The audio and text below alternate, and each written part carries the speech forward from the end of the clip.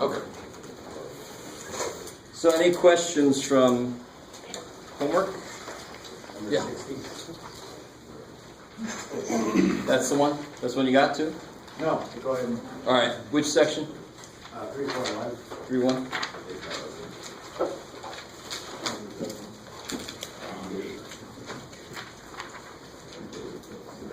Oh, yeah.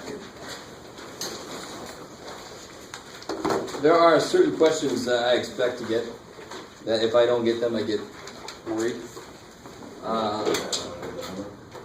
This is definitely one of them. It just sounds strange. So 60 says, find equations of both lines through the point 2, -3.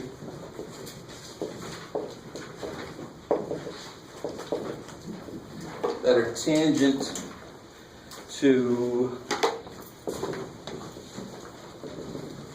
y equals x squared plus x. Yeah. Okay. So when you read through that, you're like, all right, I know there's two lines, I know a point, and I have no idea what else to do, right? But what's the underlying idea? The very first thing you should do is to try to graph this, to get a focus on what the hell they're talking about. How could there be two tangent lines? Until you look at it visually, you can't really see what's going on.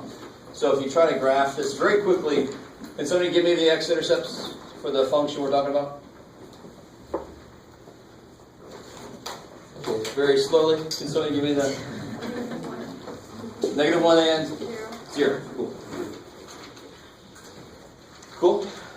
And then -1/2 will be the vertex. That's like 1/4 minus 1/2, which is -1/4. So it's going to be about like right there. It's going to be kind of fat. And then the point 2, -3 is there. So there's two places. One place, you can kind of see now what they might be talking about. If I do this, what do I get? Slope. Slope. Now be more specific. Slope at every point on the Slope, yeah, slope at any point that you want on that graph. Right? On the parabola, right? On the parabola. Whatever function you're doing the derivative, in this case it's going to be that parabola, that's the function we're working with. And it's more specifically even it's the slope of the tangent line. Right? So there seems to be possibly, in the way I've drawn it, looks like it actually might be 1, but it doesn't have to be. But there's a point here so that the tangent line goes through that and through that point. That was pretty damn good. So, and this is going to be somewhere way up here. Well, the way I've drawn it, my scale is nice and great. And my parabola is probably horrible. But if you extend this up somewhere that looks straight up and down on my graph, but oh, too bad. At least this gives me some kind of a focus of what the hell the situation is. Right? And this might even lead you to the next step. Now, obviously, one step I want to take. Find the derivative. Find the derivative. That seems to be an obvious and good next thing to do. And what is the derivative? Let me use the form they use here. Y prime is 2x plus 1. I love it. Cool. So if you weren't here last time, we went over the shortcuts to a few types of functions. They're derivatives. So power functions are beautiful. Polynomial functions, basically. We already talked about that shortcut. Now you can officially use it. So there's that. Now, let's focus on the side that's a little better drawn on my horrible picture here. So here, what point is that? It looks like it might, but it's not. I don't know. What point is that? -1, 0. No. I don't know. I can't say that for sure. It might just be my crappy ass drawing. So I love this question because you're all like, I don't know what you want me to say then. What point is that? It's the point x1. More specifically, it's the point x what, since it's got to be on the parabola?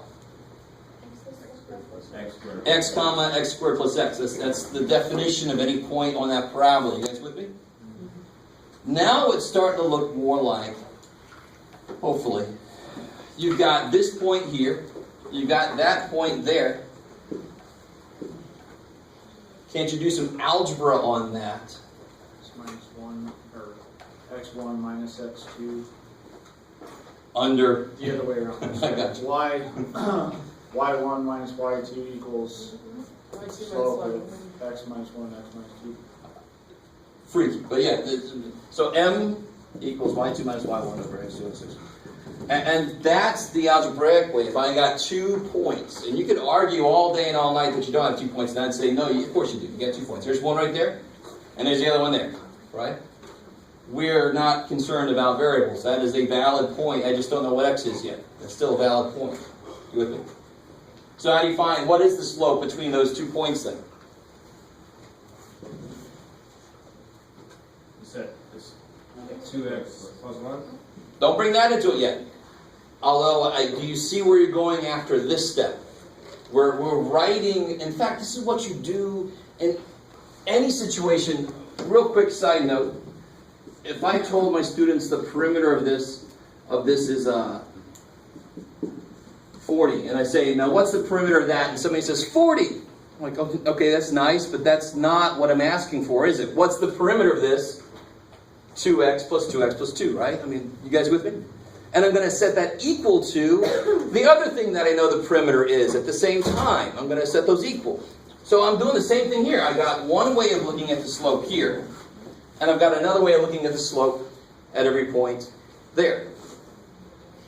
I'm going to set those equal to each other to figure it out. I'm going to end up with a quadratic that's going to have 2 answers. That's why they say both lines. You with me? A little bit? A little bit more than you were before? Yes. Okay. I don't want to do more to this, but I want to let you guys try to finish that out. I mean, it's not too bad. I'll set this up for you. How do you do this? This would be x squared plus x minus negative 3 over x minus 2. You set that equal to that. You with me? Multiply that up, blah, blah, blah. You get your quadratic. Maybe. So it's just kind of like the next level of that kind of problem over there. And you can see why they would say 40, because the perimeter is 40, but there's another way of looking at perimeter. Here, same thing. There's the slope at every point, but this is also the slope, and this is more specifically the slope through this, also through that. So that's a specific situation. Okay, hopeful. That's the kind of problem that I could give you. And the problem that's like this that's going to be on the test will probably not be exactly like any that you see in the homework.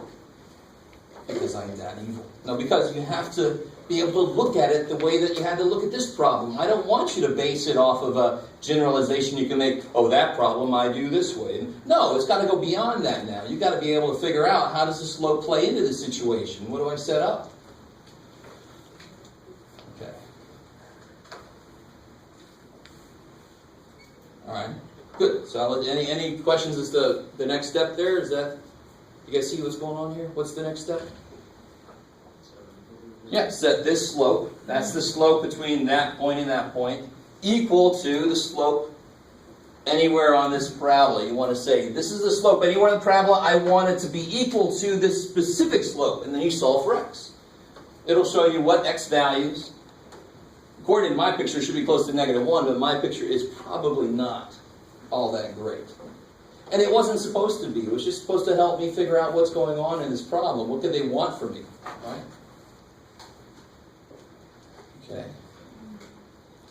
And to tell you honestly, what was it? Number 70. What was it? 70. Here, 71. Yeah. Is exactly the same as this, just kind of reversed. They're almost exactly the same kind of problem. Number 71. In 60b, where do you think you could put a point? So here's the parabola. Where do you think you could put a point? So here's a tangent line. So it goes through like that point there. Here's a tangent line. So it goes through, and even back there, it goes through that point. Here's a tangent line here. It goes through that point, and it goes through that point. Where can you put a point that no tangent line would ever go through off of this parabola?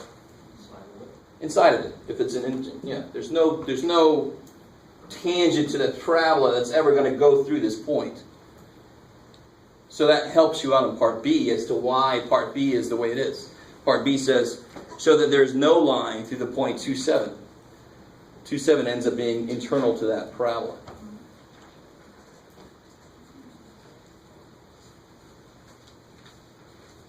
I like it. Okay. Anything else from homework? Yeah. We've got on section 3.2 out of the Lego sign, there's this problem number 2, but it's differentiate function g of x that equals 9 e to the x power square root of x. You know the first thing you have to do is find, square root of x. Like on the side here? Yep. Okay. And then that's all equal to g of x. Yeah. Okay. And then it says differentiate. And I know the first thing you have to do is find the function, the two functions that are in there, and then the derivatives of both of those. But when I break those apart, it wasn't the same way that they break apart in the example, and it got all Well, there's like two different ways to break it apart. One thing to realize is this is not its own function. correct. Right? And think about it. Now remember, what's the chain, we're not there yet. What's the product rule say if I have f of x times g of x? What's h prime going to be? F of x times g prime. Either way you want to get f prime g plus G prime. f g prime. Whatever way you want to memorize it, whatever gets in your head, they each get a turn. Right? The other dude just sits there. I'm on the trampoline. I'm sitting on the ground. I'm sitting on the ground. I'm on the trampoline. Whatever that was. Right? That was a specific instance of my childhood. Just came to surface. So this one, it doesn't really matter what you call f and g. Even if you think 9 is another function, what's the derivative of 9? So its piece would just go away. So it doesn't, if you call this one function and this another function, you're fine. Did they ask you to do it two different ways? No, but I did that and then completely got lost. So then I broke it apart to 9 square root of x as one function and e to the x as one function and fell off the tracks again. So. All right. What? Is that only on the other side, not Yeah. Yeah. Sorry. I tried to find the example that was the same with a different number in the book. All right, let's do one like that. Just to be fair. Number 4 is pretty close. Number 4, Yeah, it's almost the same thing, just without the 9. So let's do this. Let's say I have, what you got, Jeff? 3e to the x cube root of x. Hey, that's totally fun. Hang on, I gotta find this. So you identify the functions that are part of this product. So one function is this, and the other function is this. And to be completely not honest, but to show you a really good way to do this in general, as you learn more and more derivative rules, you want to write the rule and then do the derivatives until you're more comfortable with it. This one's not horrible, but here's what I mean. When I do f prime, they each get a turn. So I do this guy, leave him alone, plus leave that guy alone, and then worry about that guy. Now there's one thing I should have done that I didn't do. What was that? You almost always do this immediately when you're doing derivatives, so these kind of things. Oh. Yeah, rewrite the radical. So we just read. Okay, now, if we apply our rules to these things, oops, that's still prime. What's the derivative of this? Yeah, it stays the same. The constant comes for the ride. Constants will always come for the ride, and that's,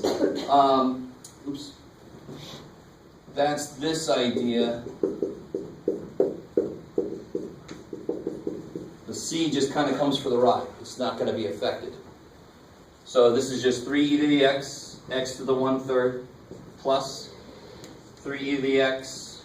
What's the derivative of this? 1/3 x negative 2/3. I love it. 1/3 x to the 1 minus 3 is negative 2/3. Sweet.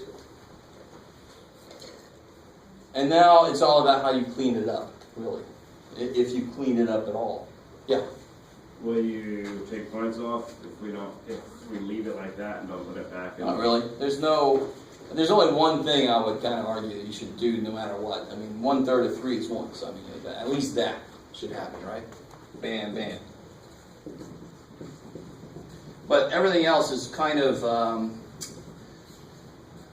you could bring that down like this. You could write it in radical form, but hopefully in WebAssign they'd be more specific as to what they want. Because I did notice that every now and again it wanted it a certain way. It didn't say. You wrote the right answer and it would say it was wrong. And now you start to see why I still make online homework optional. Because I don't want to deal with that from 48 students. I'd rather deal with that from 4 or 5 or whatever, right? Because that will always happen as far as I can see. Is everybody cool with the steps here? Yeah. What's the derivative of 3x e to the power of x? Is everybody cool? Real quick before I do that, is everybody cool with that? There's really not that much to do after this. You could factor in e to the x out. But what you do next depends on what you have to do with this next. And on this problem, I don't have to do shit with this next, so I don't care. If this is part of a bigger problem where I define where this equals 0, then I want to start factoring this thing to do that next. But who cares? I mean, that's there. At least do that kind of thing, dear God. Right? So what was that? 3x times e to the power of x. That's almost the same as that one, right? Yeah, I want to know what happens if it's not just a constant in front of the e. Oh, Does it just come along? that's a function. That's a function. It's a Okay, product. so we just act as Yeah. it- Because I could have written that in front. Yeah. It would have looked like a coefficient, but yeah. All right. So I only call, really, coefficients should just be, just the numbers. We very often will say, like, the amplitude could be a function of a trig function, and we say coefficients could be functions themselves, but to me, the real coefficient we talk about all the time is that number that sits out front. Everything else is a collection of products or whatever of little functions. Yeah. So that's like 3 e to the x. Yeah, plus so to do 3x. this guy, Yeah. you would take this guy's derivative, leave him alone, plus leave him alone, this guy's derivative. What's the derivative of 3x? 3. 3. Yeah. And the derivative of e to the x? Yeah. That's quickly will become your favorite little function. And then you can factor that and all that kind of crap, it all depends. If I wanted to know where this thing has horizontal tangent lines, just because I just wanted to know my whole life. Make it equal to 0. Yeah, make it equal to 0. So to find the horizontal tangent line, then you'd want to factor this thing. 1 plus x. Cool. Is this ever equal to 0? No, it's got an asymptote at 0, never equals 0. That doesn't give me any answers. And this, of course, so at -1, this function would have a horizontal tangent line. It would have either a max or a min, or maybe even, this is a horizontal tangent line here also, like on a cube, but it's not a max or a min. It's just a possible max or min. You semi with me?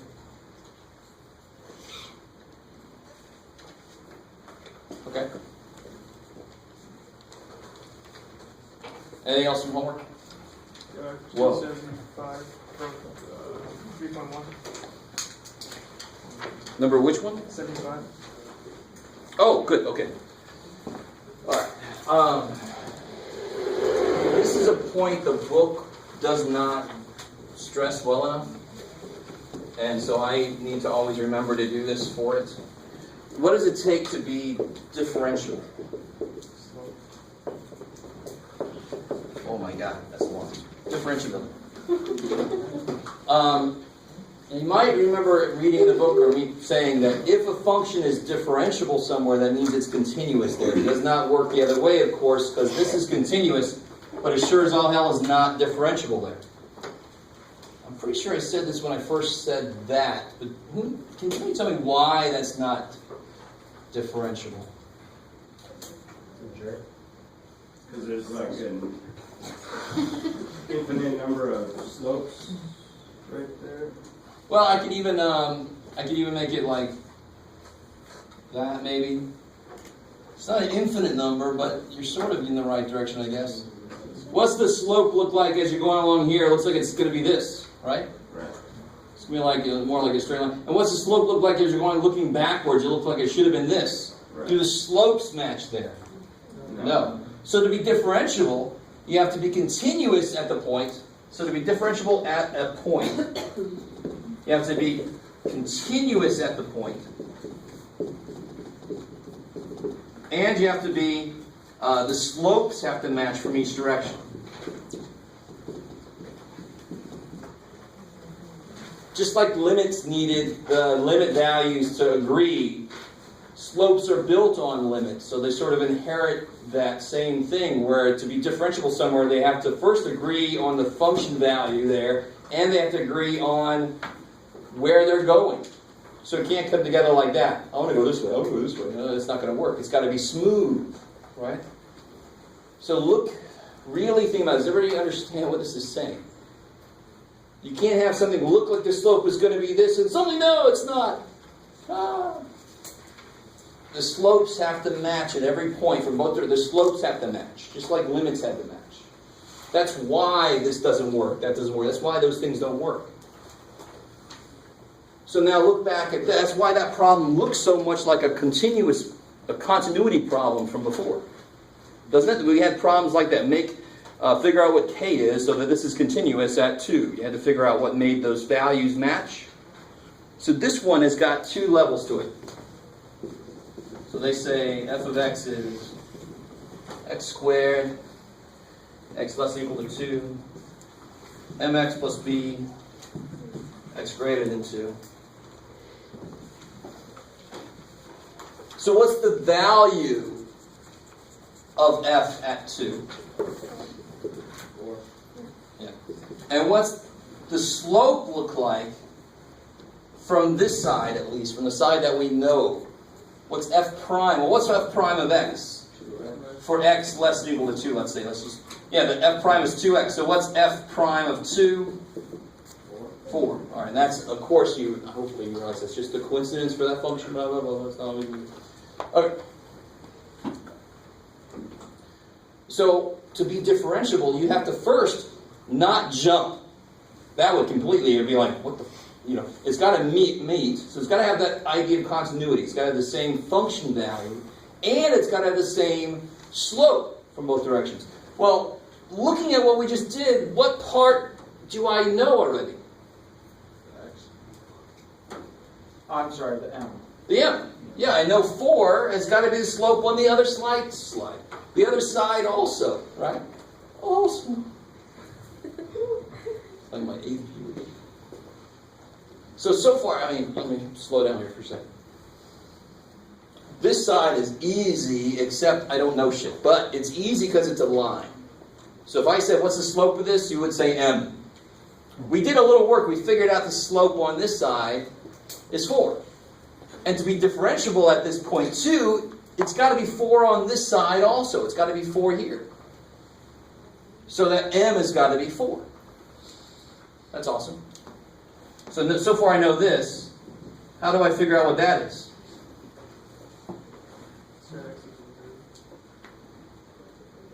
Plug 2 in for x. Plug 2 in for x and make the output the same as below 2. What does it look like it's going towards? 4.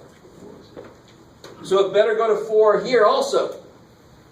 Right? So if you plug a 2 in, the result better be 4, because that's the value there.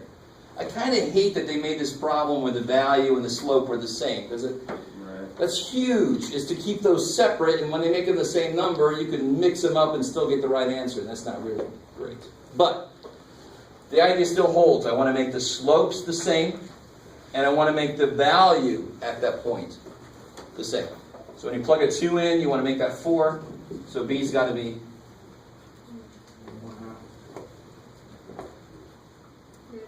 -4. 8, subtract 8.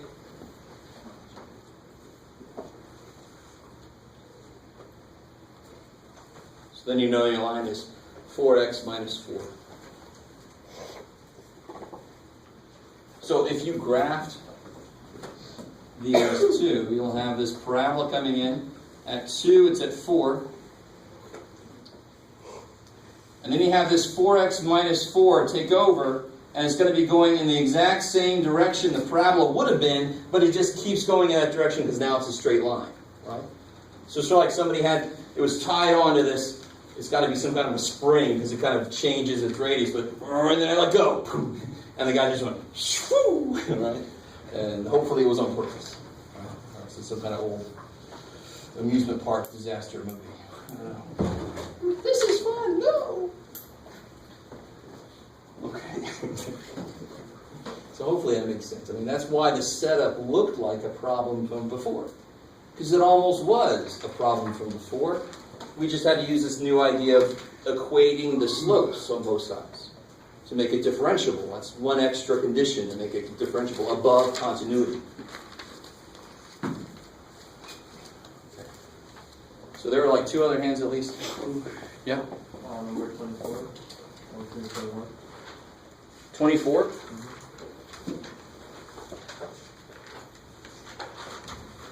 Oh, yeah.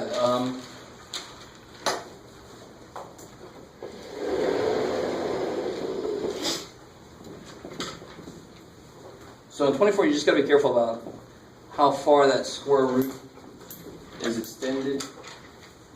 Does it say G of G or something? Okay, yeah.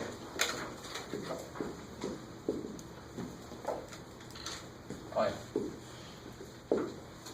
So we don't know chain rule yet.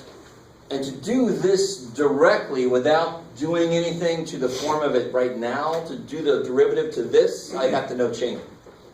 But I can break this up. So first off, this is square root of 2u. That's no problem. I can do that derivative because I know how to take the derivative of u.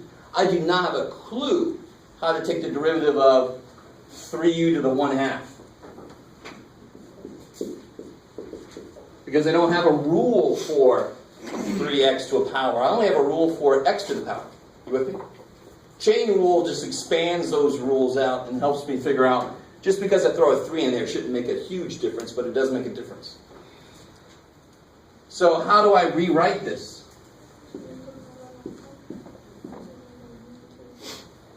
Yeah, just distribute the 1/2.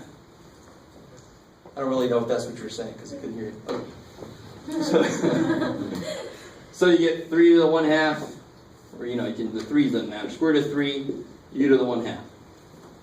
So I don't know if that was part of the issue. And now you can attack it with the derivative. Remember, constants just come for the ride. So what's the derivative of root 2u? Root 2, yeah. What's the derivative of 7u? 7. What's the root of 8u? 8. What's the root of root 2u? Root 2. Right? You guys with me? Because this would be your first power. 1 comes down, u to the 0, there's no u's left. Easy. So what's write the root 3 down, and then what's the derivative of u to the 1/2? 1/2 u to the negative 1/2. Good. And then you can clean that up.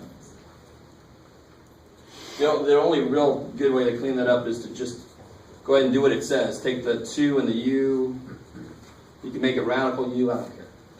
U to the 1/2. You guys see that?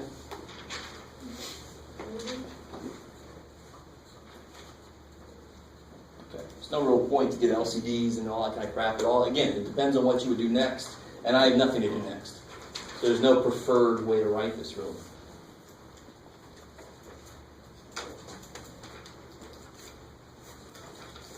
Is that cool?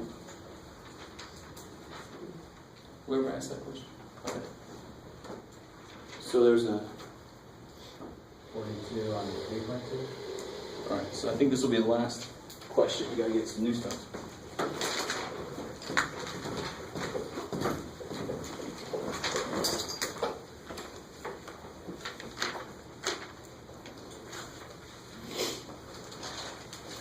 Oh yeah, I love it.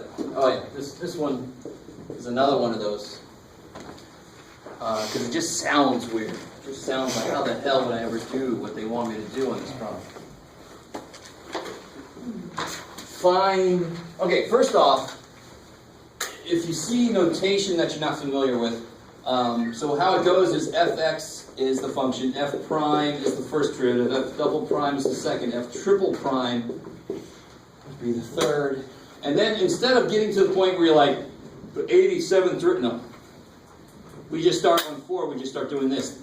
If it's in parentheses, we know that means the derivative. So that's the fourth derivative of the function. You with me? So if my function was 2x to the fifth, what's the first derivative? What's the second derivative?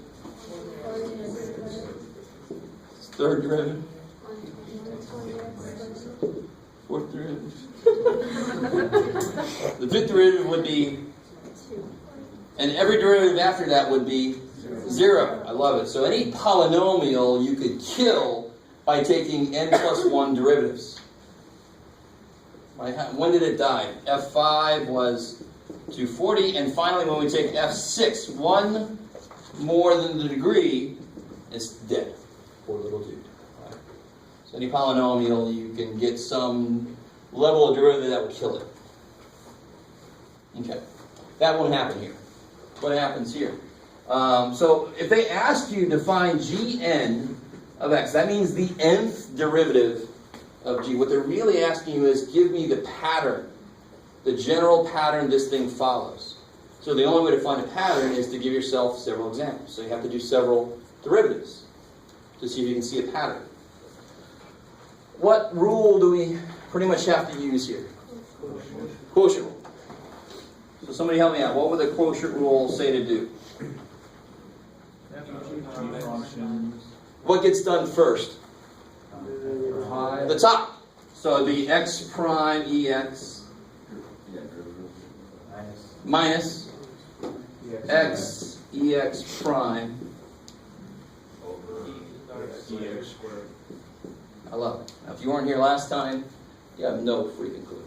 so good luck. But no, real quick, the product rule was fg prime is f prime g plus fg prime. The quotient rule is f prime g minus fg prime over g squared. It looks very similar, and the reason that's minus is since the g's on the bottom, when I take its derivative, it actually has a negative power. That's the way to remember that. There is a song that I always got backwards because it has two ways of rhyming. So to me it was kind of like, well, that doesn't really help me figure out what goes first. So I just thought, what makes sense? Why is there a minus sign there? Because that's the function on the freaking bottom. I don't need a song to remember this then. Right? That can actually be done two different ways. I would say to that. You have the g function on the bottom, so the g function comes first. I got it now. Because when you take its derivative, it's got to have a minus sign on it. Yeah. So whatever way you memorize this, you have to memorize this. If you like the song, sweet. Sing it to yourself. I like it.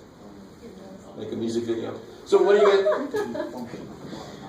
What do you get here? What's x prime? I don't know. But I got 1. it. So e to the x minus x e to the x over, yeah, multiply, right?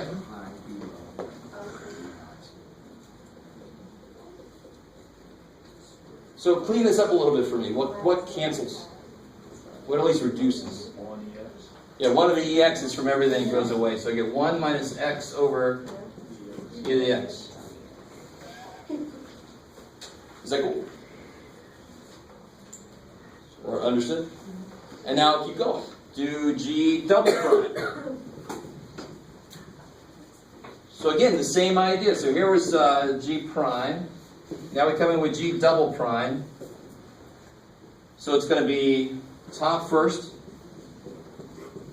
minus the bottom gets its turn over e to the 2x again. You guys with me? So, I mean, higher order derivatives are not a big deal. Once you do one derivative, you essentially have a new function. You can do its derivative also. It's nothing, you don't have to suddenly be able to jump to the fifth derivative straight. You just do the chain. What's the derivative of 1 minus x? Beautiful, that goes to 0, that's negative 1. So I get negative e to the x. Sorry. That's right. Then I can say here, I can say plus 1 and 2, x minus 1 e to the x, all over e to the 2x. And then again, what cancels? Yeah, 1 of the e to the x. So I get, let me work this way, is that cool? So I get x minus 1 minus 1 over e to the x. Is 1 of the e to the x is canceled, right? So I get x minus 2 over e to the x. Is that enough to maybe, you might want to do one more, but because it looks like this is backwards, so I would predict the next one's going to be maybe 3 minus x, but do it just to verify. Do it. Because there might be another pattern I don't see yet.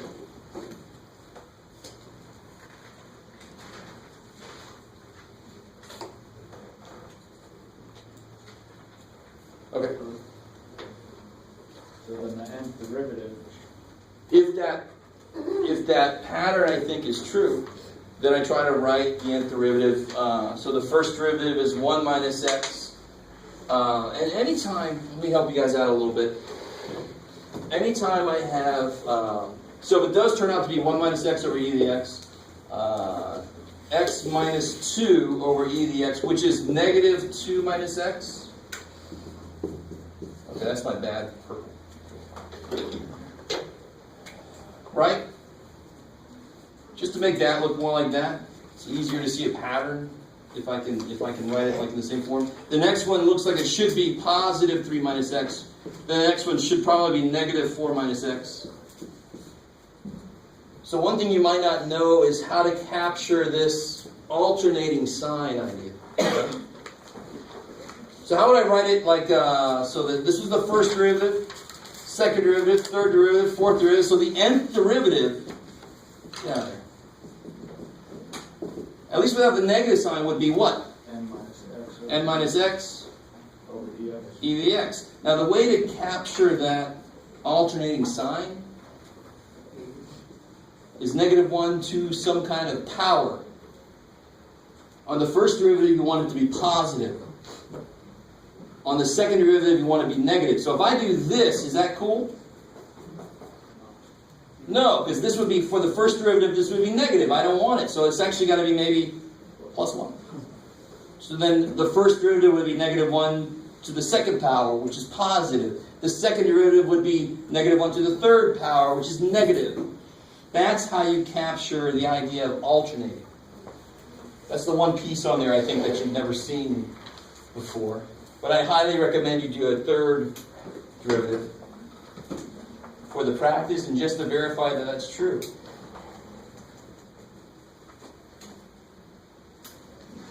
Okay, cool. All right. So let's get into some new stuff here.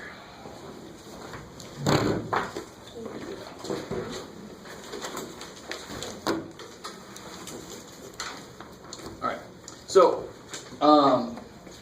we did one like this just a second ago, but I want to use it to illustrate what's happening. In fact, it was right here.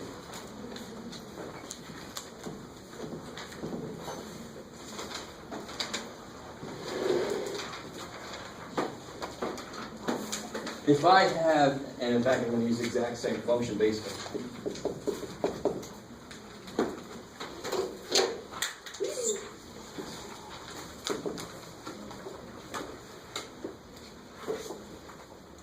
So let me show you, if I incorrectly, so let's go ahead and say, this is what it is.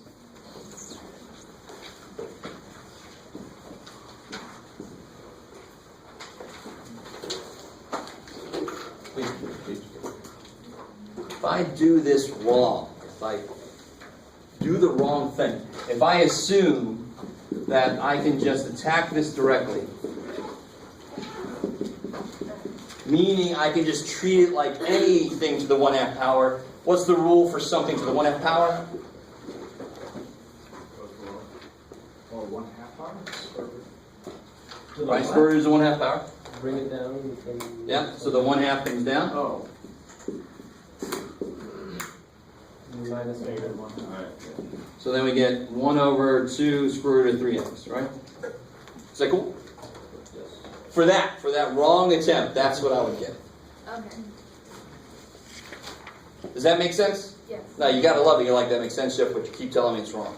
Yeah. But it makes sense as far as if I thought I could do that. Now, the right way currently,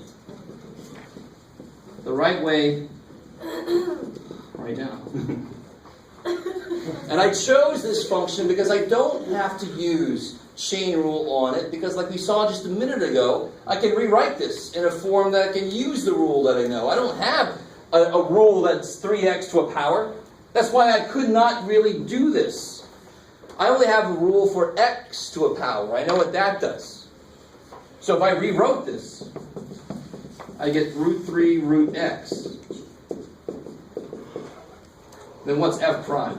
Is everybody cool with that? I can just pull those apart. Now the root 3 is a constant that comes from the ride. So what's the derivative going to be? 1/2 x to the negative 1. So then I get root 3 over 2 root x. And just go with me for a second.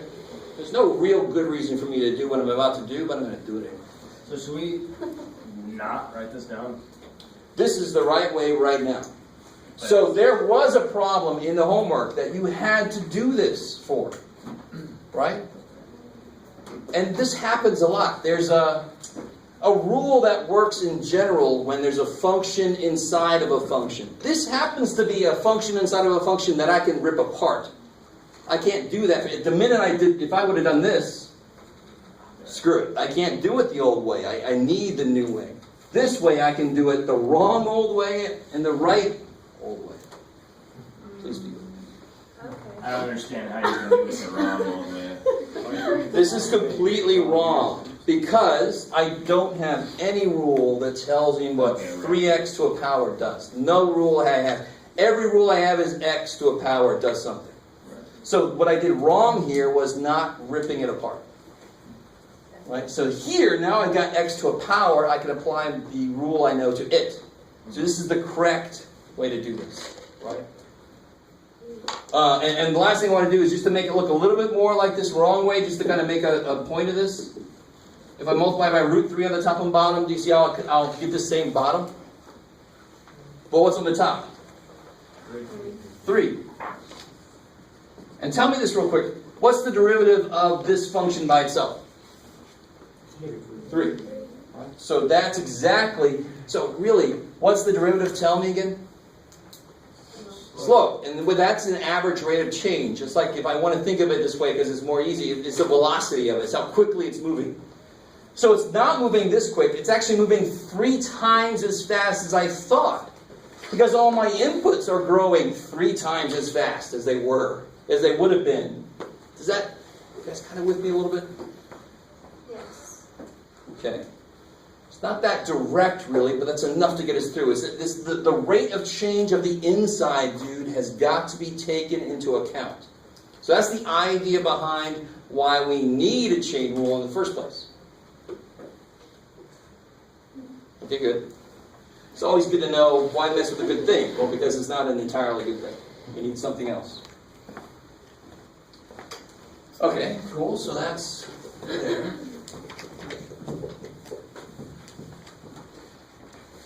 Oh, let me give you one more example like that, I think. This is decent.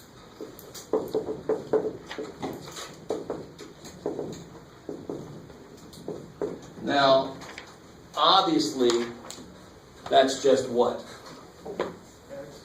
X. I love it. So, but if I do it the wrong way, and I just attack this directly, G prime, the 1/3 comes down. Now go with me. Go with me.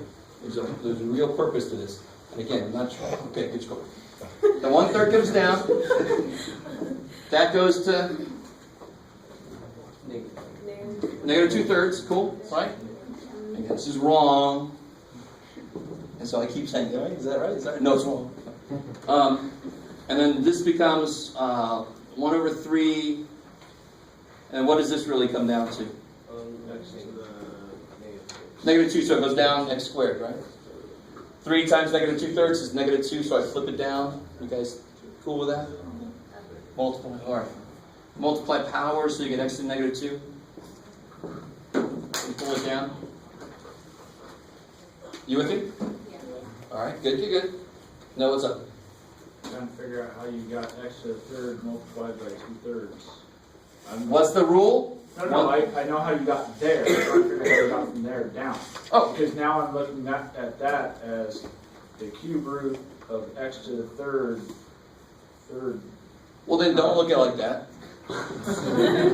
What do you do with powers when they're raising to it? Multiply. You multiply. So what's 3 times 2/3? 2. And it's a negative, so then it flips down. Cool, I like it. So, never take it down to root form unless you're starts that way or you're ending, really. It's easier to have it as exponential No, form. that's what I'm used to doing. Then you're flipping everything back to roots down here. And When at the end, I flip back to roots. In the middle, all our properties of powers are based on, I need to see the power, so I don't want to see the root yet. All right. Now we know that's wrong. It's not right. But the reason I do this is because it's good to see how far off it is from the right answer. And this is kind of cool.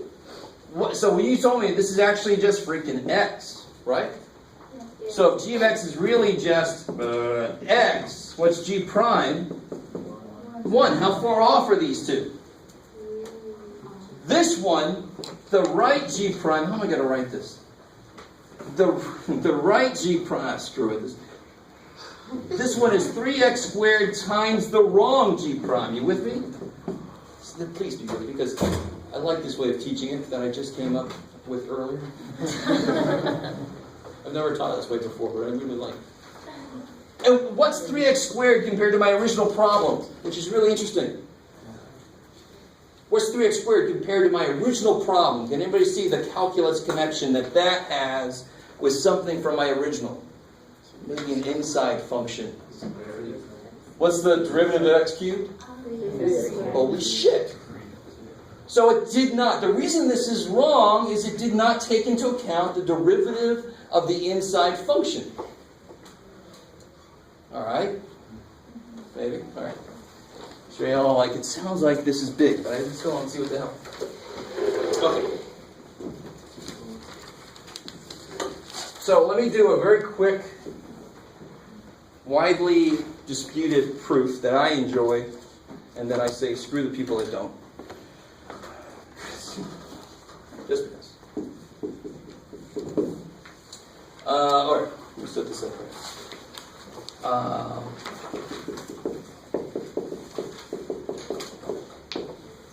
Okay, this is why people don't like this proof, but then I'm going to mention about what if it is 0, and then I'll complete the proof. So if I have this, and I want you to realize this is exactly what we're talking about here, right? The inside function is g, and the outside one is little f, right? I'm just using big F here because that's what this is defined to be. It makes it easier to write the next step. How do I find f prime, big F prime of x? And again, I'll do this on the board very, very often. Limit, h goes to 0. How do I set this up? I want to find the derivative of this. So somebody help me out. f g of x plus h Good, f of g of x plus h. plus, or I'm sorry, minus f of g of x Over h. h. I love it. Now, and notice something. That h really came from this. Do you guys remember that? Because that's my x for that output there. That's my x for that output there. You with me? So the y, x minus the other x. So those, of course, go away. So what should really be down here, considering... let's see if you guys are with me. This is kind of nifty. So don't write this down. If I know that if I have this, I need this down here. Then what would I need if I have this on the bottom, what should really be down here, G of x plus h minus g of x. then this would actually be f prime of g of x.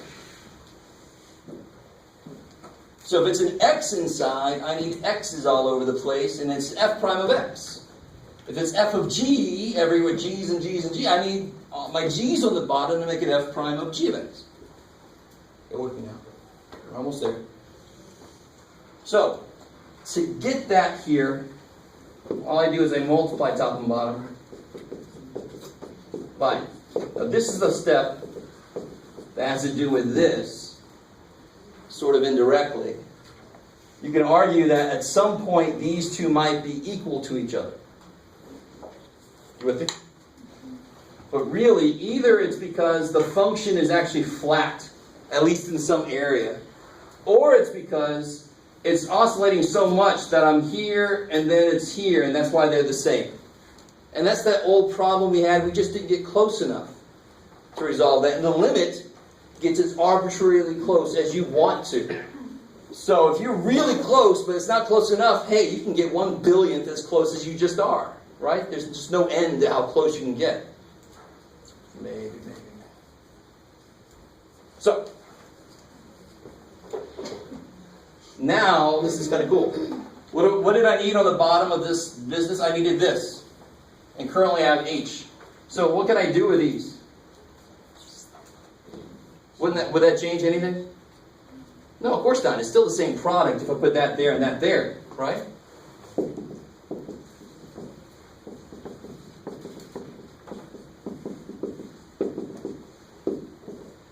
So put that there times g of x plus h, g of x over. Now some of you guys might remember from last time, when I see that, that's what? G prime. G prime. And this is what we said had to be there to be this. So this equals f prime of g of x times g prime of x.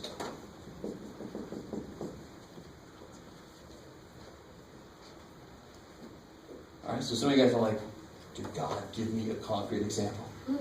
Yes. And I'm with you. I gotta go through this personally and just do it before I use it. I have to show you why it makes sense. Now real quick, let me attempt before I do concrete. The only time I would not be able to do this is not when it's a situation like this. I can just get closer and then get better resolution. So they're not always equal to each other. That's the one time this would freak out, right? If these were equal to each other, I'm multiplying by 0 over 0. Not allowed to do that.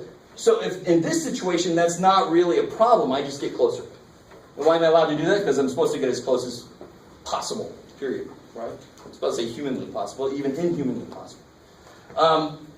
If instead it's the other case, which is where somewhere it's flat, G itself is flat, and F has G as an input. If G is flat in some area, F will be flat in that same area. Let me say that again.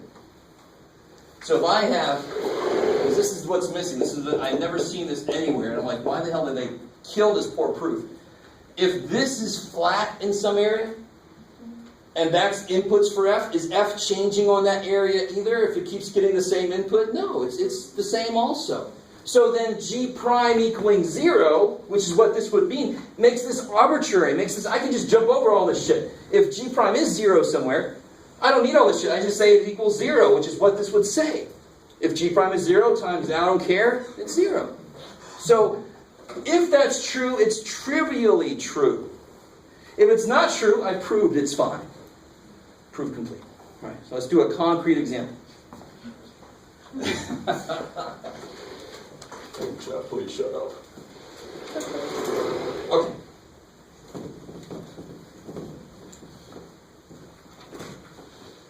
Okay, fine. Here's a concrete example. Let me do one that's a little more interesting, then we'll go back to the earlier ones we did. Let me do one like this. This is the one I was talking about. This kind of thing here. Right?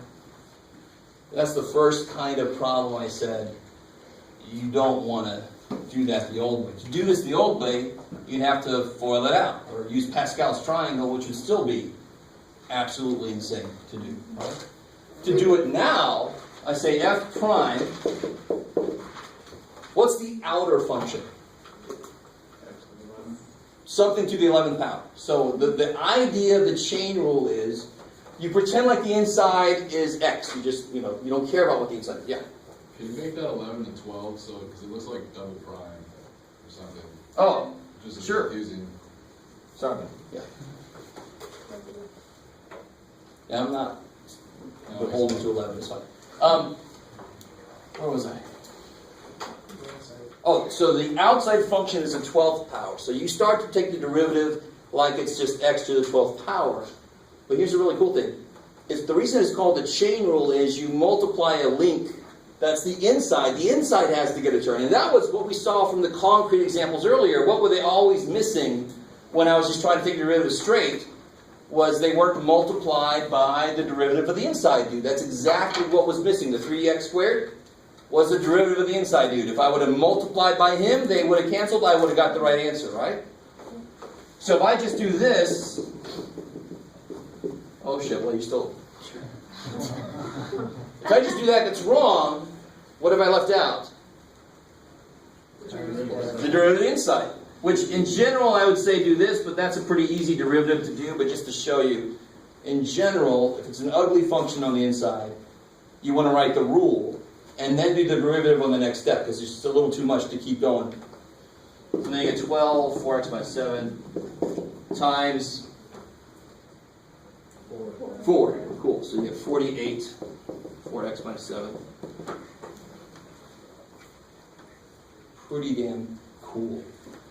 Quick as hell compared to, doing 12 or whatever foiling problems. Right?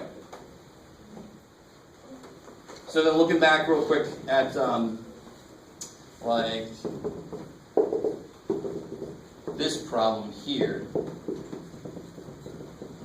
To do it with chain rule, you would just start to attack it. The outside function, of course, is the 1/2 power, and the inside is the 3x. So you do the outside function first. The 1/2 comes down, 3x to the times prime, right? 3x prime. So you get 1/2, 3x to the negative 1/2 times 3. Which is 3 over 2 radical 3x, which is the right answer we got before, right? When we broke it apart. Now I'm showing a few more steps than you really have to show, because it's a simple inside function. You shouldn't even have to do that second line, right? So it's still a little bit quicker doing the chain rule than it was to pull it apart. Well, at least about the same amount.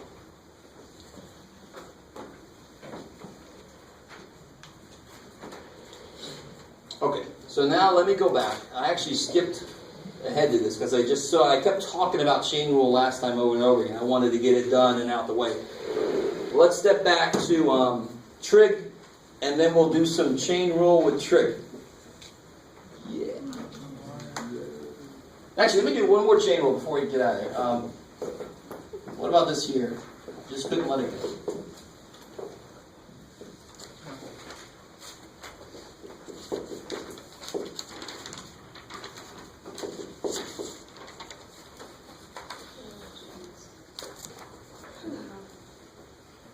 I don't know why I'm doing this, because this is one of my kosher. Oh yeah, that's right. All right. So to start this off, what's the outside function? What's the outside function? No, that's inside something. That's inside e to the something, right? The outside function is e to something, and the inside function is that ratio, right? So what's the derivative of e to something? E to that thing, right? So the derivative of e to that thing is e to that thing. That's cool. But then chain rule says, to be fair,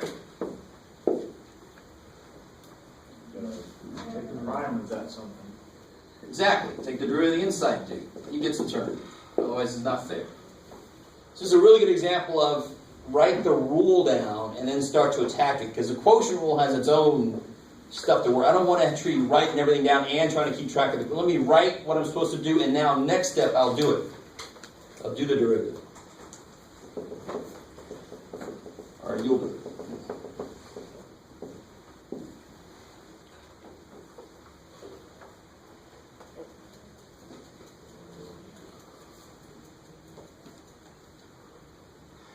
I think this time I'm not going to write as many steps down, so you guys can handle it.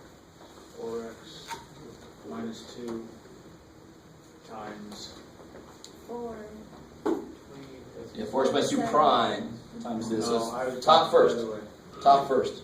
Otherwise, the minus sign is on the wrong thing. So that's why it's the order matters. Oh, For product rule, order doesn't matter because it's plus. Quotient rule is a minus in the rule, so order completely matters. So watch this. What's the derivative of the top? 4 times the bottom. Minus the derivative of the bottom. 7 times the top. Over the bottom. Squared. I like. And then just clean up the top. The rest is out. You with me? So I mean, just for those of you who desperately want it. This would be the 28x's cancel, right? Then you get 20 minus, or plus 14, so you get 34. Is that cool? 28 and 28x cancels. So you get 20 minus 7 times negative, so plus 14. Alright, I'm not going to waste more time. You can do that. If you can't do that, I don't want to know about it. To be honest, just make me cry. Are you done with that problem? I'm done. Yeah, Or not? that's it. There's really nothing else you can do. Oh, okay. That's e to this power times these can't interact because that's up to the power. Yeah. I just put that in front because. Oh yeah, you can put that in front. That's all you can really do. I like it. Cool. Okay. Oh, I wanted to. Well, let's do trig functions before I get too far away from that. So I can't remember now. Yeah, I did. I gave you guys the proof that the derivative of sine is what? Cosine. And if you do the same exact proof, except this time you'd have to use the cosine of x plus h and break it up, you'll end up getting the derivative of cosine is negative sine. In fact, the really cool thing, well, here's the not really cool thing maybe. You must memorize all the derivatives of all the 6 basic trig functions. You have to know those derivatives. The really nice thing is, everything that's ends up the derivative being negative. Cosine's derivative is negative sine. Sine's derivative is cosine, right? You guys with me? How would you prove, investigate what tangent's derivative is? Yeah, good. Write it as sine over cosine and then use quotient rule. I like it. So what would quotient rule say? Are you guys semi with me? I keep saying that. Be honest with me. Because if you're not, at least 8 other people are feeling the same. So Cosine of x times good. Derivative of the top cosine of x. is cosine times the bottom. Cosine of x. Is that cool? Minus derivative of the bottom. What's the derivative of cosine? Negative sine times the top. You guys with me? I'm changing it as I go, so hopefully you guys are cool with it. That looks very familiar, hopefully. All over, Cosine squared. yeah, cosine squared. What's sine squared plus cosine squared? 1. What's 1 over cosine squared?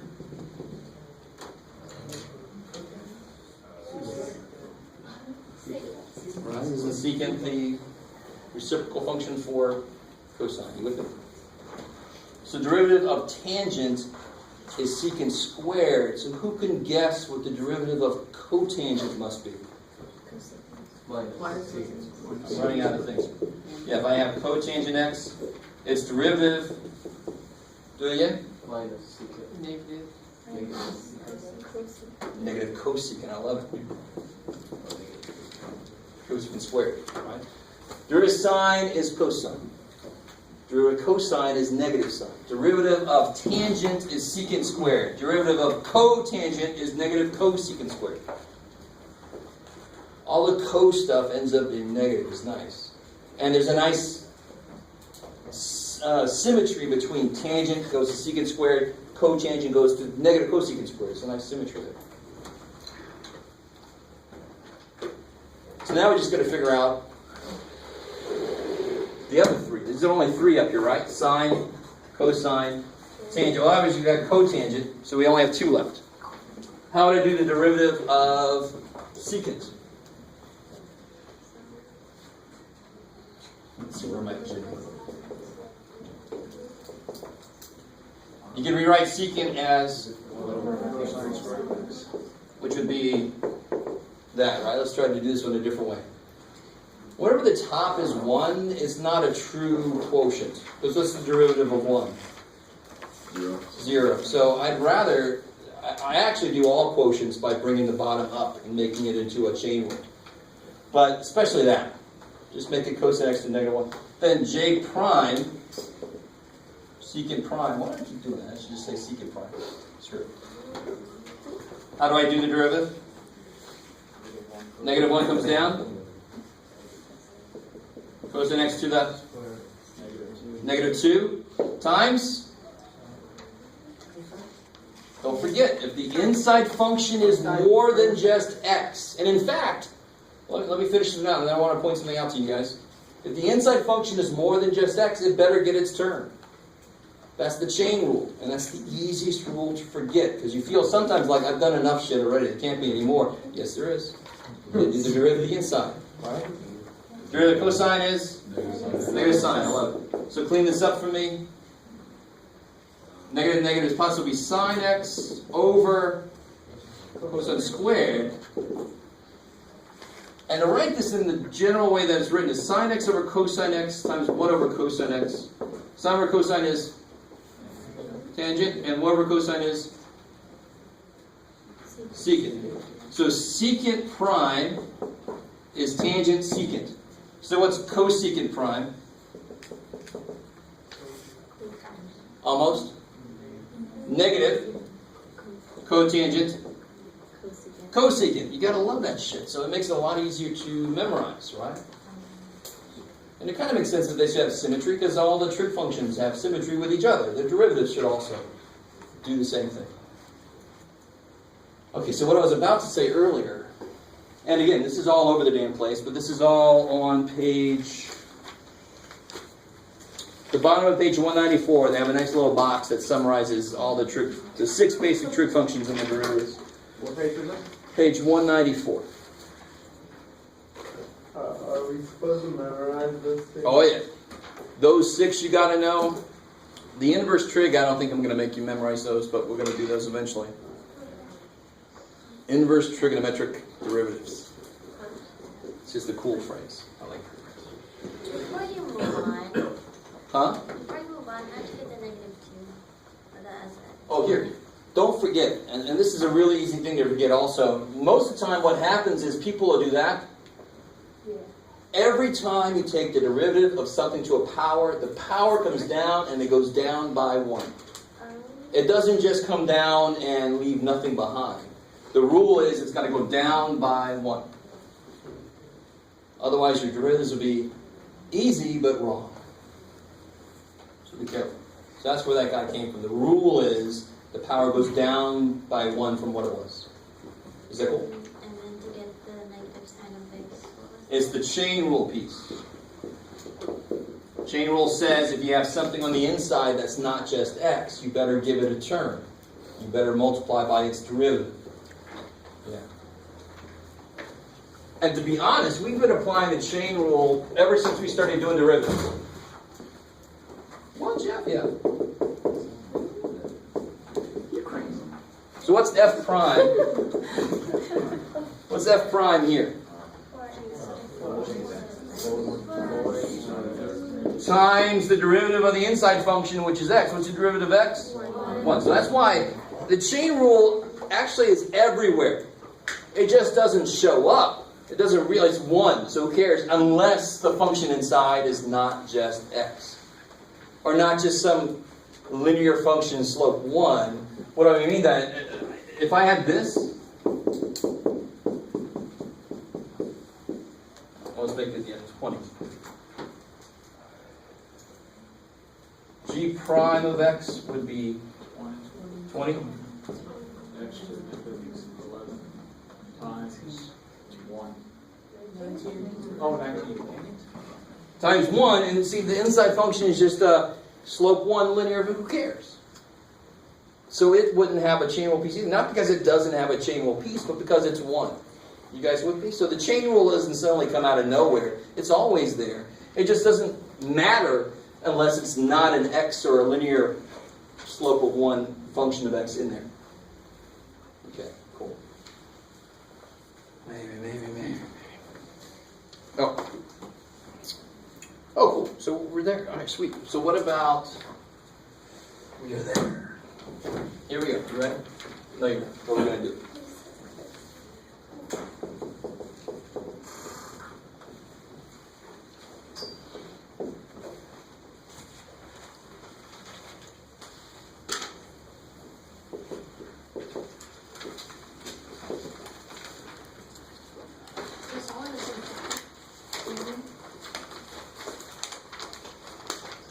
Oh, this kicks so much ass.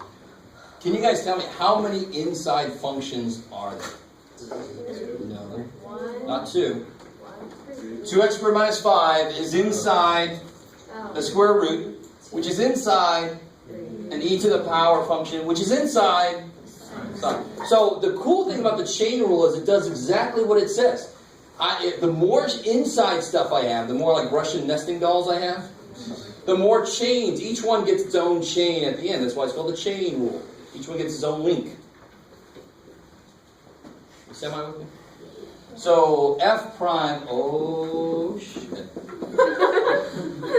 So the very first thing, what's the very first thing we're going to take a derivative of? The outermost function. So the derivative sign is cosine of whatever. Let me write this like I should.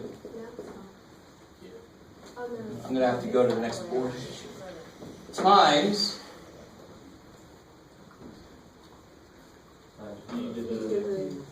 e to this business prime, right? It's a really good place until you feel more comfortable with this. Do one thing at a time. So people, I think students, when they get into this, I did ask you how many inside functions there are, but it really does not matter. All you care about is sine is cosine of this time. Now I worry about this. Do you understand? You don't have to know it all ahead of time. I'm going to have to do this. I'm going to have... No, just do it as it comes. Now I do this guy's derivative. So cosine of stuff. What's the derivative of... What's the outside function here? E. Good. Derivative of e to something is e to that thing, right? Times 2x. that guy prime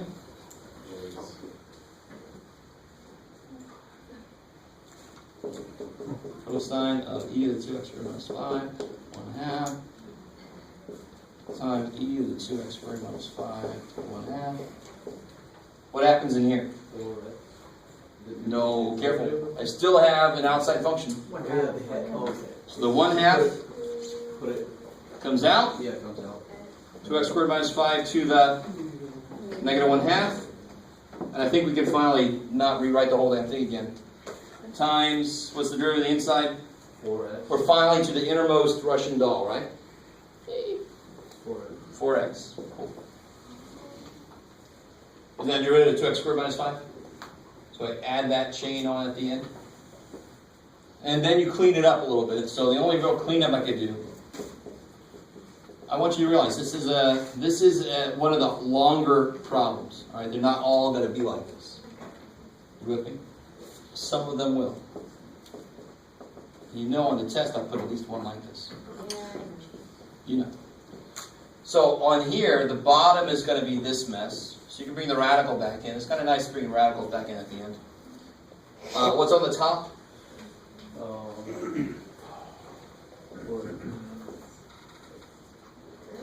2x. Right? 1/2 of 4x. Yeah. 2x. So that's the answer there. What can you do? Can you do anything here? What's inside the cosine? In fact, just to be a little more specific, that's there, right? Everything else was times the derivative of the inside, times the derivative of the inside. This is inside the cosine, so I can't put these together somehow or something, right? Okay, cool. Yes, sir? How did you get the 4x?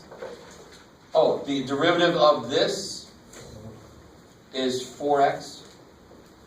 So the 1/2 came down, went to negative 1/2, but then it's got an inside function that has to get a term. Right? Okay. I do that all the time. I do problem, and then I take giant step forward. But I just want to show you, there's a ton of inside things, but you don't have to do it all at once. You have to have a little, what I call math stamina, because there is going to be some excessive writing. I personally would do, like instead of writing this all day, I'd put ditto, but at the end I'd recollect it all together. So if you can kind of follow it then yourself, don't lose anybody, I'm fine with that. My teacher wasn't really fine with that. Jeff, it is not technically correct. Screw you. I don't want to write this thing. Right? My papers, my fellow students would turn in stuff like that for homework, and mine would be like 2 pages. My teacher would say, very concise, but good God. No, screw it. I was very impatient with work. Let's see. What do I want? Oh, okay.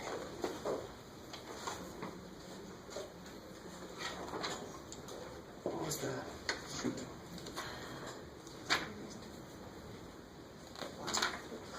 Oh, let's do this here. You guys work on this for a second.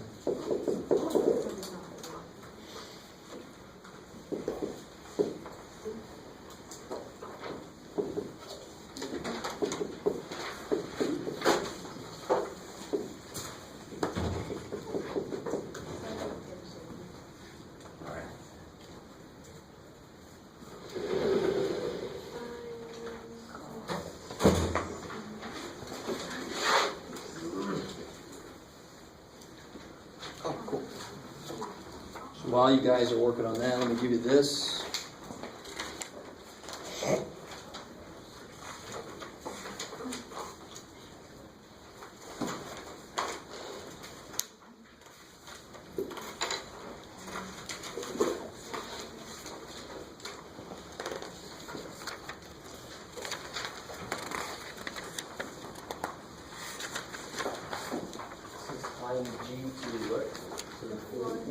Careful.